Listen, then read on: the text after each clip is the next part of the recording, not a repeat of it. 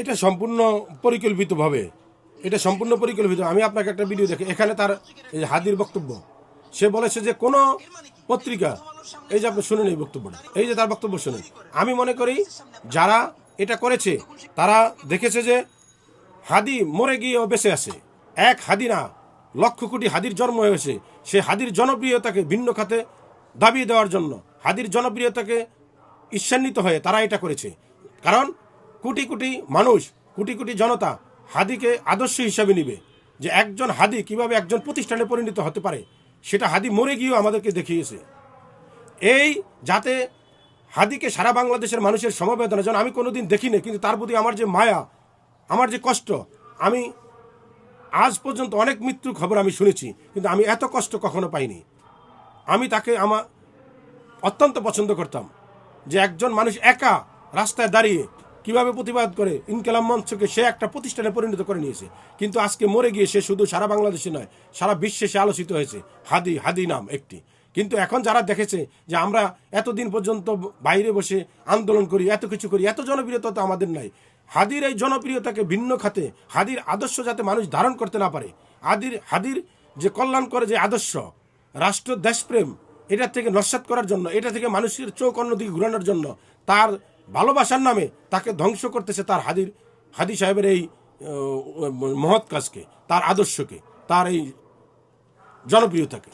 আমি মনে করি যারা এগুলা করছে তারা হাদির যে আদর্শ, জনপ্রিয়তা আর হাদির যে উদ্দেশ্য ছিল কল্যাণকর, এগুলাকে ধ্বংস করার জন্যই এটা করছে। এটা সম্পূর্ণই পরিকল্পিত। কারণ হাদি বেঁচে থাকবে আমাদের মাঝে চিরকাল, ব্যক্তি হাদি হিসাবে নয়, প্রতিষ্ঠান হাদি হিসাবে, একটা উপমা হিসাবে, উদাহরণ হিসাবে। কিন্তু আজকে যদি আমরা তার নাম নিয়ে কোনো মানুষকে আঘাত করি, কোনো ব্যবসা প্রতিষ্ঠান আঘাত করি, তাহলে এটা হাদির যে উদ্দেশ্য এটা ব্যাহত হবে। তার যে আদর্শ সেটা আমরা বিচ্যুত হয়ে যাব।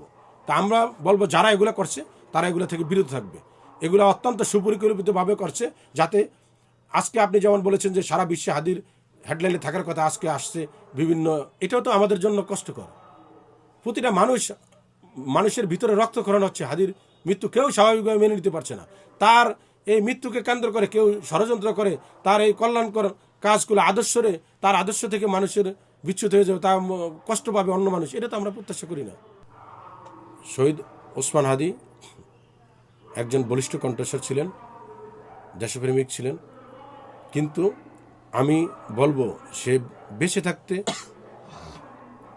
তার যে একজন ব্যক্তিকে তিনি এক প্রতিষ্ঠানে পরিণত করেছিলেন, একজন ব্যক্তি হয়েও প্রাতিষ্ঠানিক রূপে সে যে আন্দোলন করেছিলেন তার বক্তৃতা বিবৃতির মাধ্যমে, সেটাকে আমরা অনুকরণ করব, সেটা আমাদের জন্য উদাহরণস্বরূপ। কিন্তু কালকে আমরা দেখেছি যে তার মৃত্যুকে কেন্দ্র করে যারা একটি স্বার্থান্বেষী গোষ্ঠী, বিভিন্ন পত্র পত্রিকা, সংবাদপত্র, মিডিয়া কর্মী এবং সিনিয়র মিডিয়া ব্যক্তিত্বের উপরে হামলা করেছে, যা অত্যন্ত নিন্দনীয়। শহীদ হাদির যে আদর্শ সেটা কোনোভাবেই এই আন্দোলনের সাথে যায় না। তার মৃত্যুর জন্য আমরা যারা দায়ী তাদের শাস্তির দাবি করব।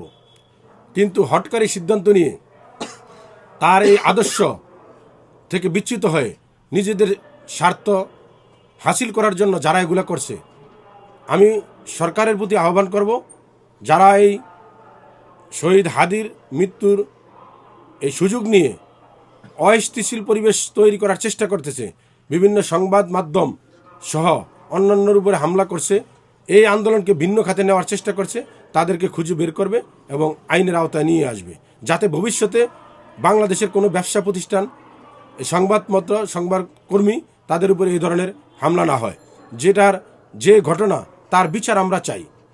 বাংলাদেশে কোনো অন্যায় আমরা চাই না। 24শে জুলাইয়ের আন্দোলনে আমরা সর্বাত্মক যারা সমর্থন দিয়েছি, পাশে ছিলাম, আমরা চাইব যাতে আগামী দিন বাংলাদেশ সংস্কারের মাধ্যমে একটি কল্যাণকর রাষ্ট্রে প্রতিষ্ঠিত হয়। কিন্তু কল্যাণকর রাষ্ট্রে প্রতিষ্ঠিত করতে গিয়ে যদি আমরা বিভিন্ন ব্যবসা প্রতিষ্ঠান, সংবাদপত্র এবং মিডিয়া কর্মীদের উপরে হামলা করি, আজকে আপনারা দেখেছেন প্রথম আলো, ডেইলি স্টার সহ 2টি মিডিয়ার উপরে হামলা করেছে। সেখানে কিন্তু সাধারণ মানুষ সেখানে ছিল, মিডিয়া কর্মীরা ছিল, তারাও তো মারা যাওয়ার উপক্রম হয়েছে। তো আমরা যেমন শহীদ হাদিকেও হারাতে চাই না, হারিয়েছি, আমরা কষ্ট পেয়েছি, আমরা একজন সাধারণ সংবাদকর্মীকেও তো এভাবে হারাতে চাই না। কোনো অপমৃত্যুই আমাদের কাছে কাম্য নয়। একইভাবে ধর্মীয় নামে অথবা যে কোনো গোষ্ঠীর নামে জঙ্গি আচরণ অথবা উগ্র আচরণ, ব্যবসা প্রতিষ্ঠান, বিশেষ করে প্রতিষ্ঠিত কোনো সংবাদপত্র, মিডিয়া কর্মীদের উপর হামলার আমরা তীব্র নিন্দা করছি। এখানে ফুটেজ রয়েছে, যারা যারা এর সাথে জড়িত আমি মনে করি সরকার দ্রুত সময়ের ভিতরে তাদের আইনের আওতায় এনে ব্যবস্থা গ্রহণ করবে।